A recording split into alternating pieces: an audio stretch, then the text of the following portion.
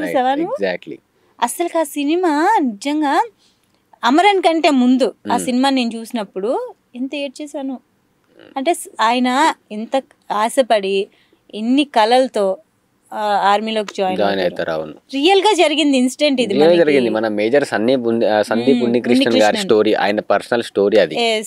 Taj hotel అనుకుంటా, Taj hotel attack జరిగిన incident లో ఎలా అంటే ఆయన ఎంత క్లారిటీగా ఎంత ప్లానింగ్ గా వెళ్ళి వాళ్ళ మీద యుద్ధం, ఆయన సోలో పర్ఫార్మెన్స్ మొత్తం, అంటే లోపలికి వెళ్తే చనిపోతామని తెలిసి కూడా ఆయన సోలో పర్ఫార్మెన్స్ ఇచ్చిన మొత్తం. అసలు రియల్ లైఫ్ లో కూడా అంత సోలో అంటే ఎంత ధైర్యం ఉండాలి, అంత అంటే లోపల అంతమంది జనాలని ఒక 30 మంది 40 మంది ఉంటారు నాకు తెలిసి అయితే పాకిస్తాన్ వాళ్ళందరూ ఉన్నా కూడా మన సందీప్ ఉన్నికృష్ణన్ మేజర్ గారు అసలు లోపల ధైర్యంగా ముందుకెళ్ళి ఆయన ప్రాణాలు అర్పించి మరీ కాపాడండి, అంతమందిని కాపాడండి.